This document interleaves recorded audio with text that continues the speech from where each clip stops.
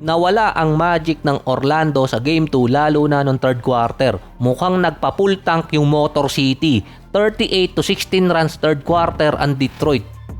Apat na player doon ang naka 6 points sa third quarter at naangklahan ang Orlando. Tabla ngayon ng series. Si Cade Cunningham meron 27 points, 6 rebounds at 11 assists.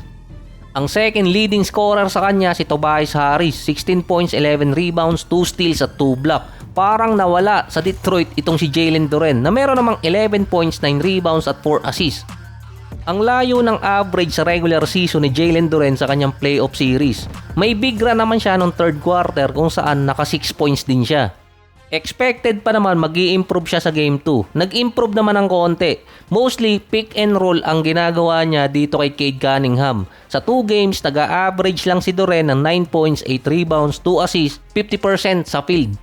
Bumaba pa yung average niya pagdating sa percentage. Ngayong season, naging all-star siya. At dalawang player lang din sa Detroit ang nag-a-average ngayon ng double digit. Si Cade Cunningham at si Tobias Harris. Pero si Cade, parang apat na yung bumabantay sa kanya or sumasalubong, hindi pa rin mapigilan. Sa Orlando naman, halos nabawi lang din yung tinamaan ko last time. Naka 18 points, 8 rebounds, 4 assists at nangitlog pa ng third quarter itong si Paolo Banchero na meron siyang 0 out of 5 sa field. Doon lang sa quarter na yon nagkatalo yung dalawang teams. Wala din si Franz Wagner na meron 12.7 rebounds at 4 points noong third. Nasa Magic pa rin naman ang advantage dahil home court nila sa susunod na dalawang games at may chance sila makakuha ng 3-1 lead or kaya makuha naman ng Detroit. Ang current player naman na nalagas ngayon sa playoff si Jalen Williams dahil nagkaroon siya ng hamstring injury noong third quarter sa Game 2 versus Phoenix Suns. Magkabilang hamstring na ang na-injure kay Jalen Williams ngayong season. Yung una sa kanan, kaya nawala siya ng matagal ng regular season. Ngayon naman sa kaliwa, hindi pa alam ang severity ng injury ni Williams pero possible either 3 to 6 weeks ang worst case scenario sa kanya. Ito yung mawawala siya sa roster ng Thunder kung magkakaroon siya ng grade 2 hamstring injury. Posible siyang makabalik NBA Finals na.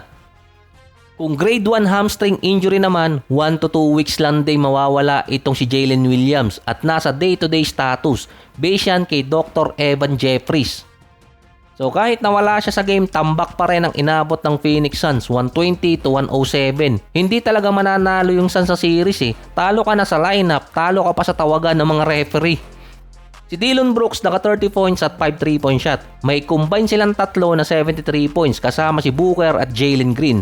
Sa Thunder naman 37 points, 6 rebounds, 9 assists, 9 free throws itong si SGA. Bago mawala si Jalen Williams, meron siyang 19 points at nasa 19 points din si Chet Holmgren. Sa lineup kasi kahit mawala si Jalen Williams, maraming papalit sa kanya. Hindi mananalo sa Thunder yung Suns or kahit sinong team sa isang series kung ganito ang magiging tawagan. Si Devin Booker natawagan ng technical nang sinagip niya ang bola pero naibato niya kay Jalen Williams din. Ito yung tawa ng tawa. Naging questionable yung inasal ng referee na binigyan ng technical si Booker ay lagi namang ginagawa ng mga player na kapag isasagip nila yung bola ay ibinabato nila sa opponent team. Base kay Booker din, ang tagal niyang ginagawa yon kapag sasagipin ang bola, ibabato niya sa player para ma-out of bound kaso ang nangyari, binigyan siya ng technical.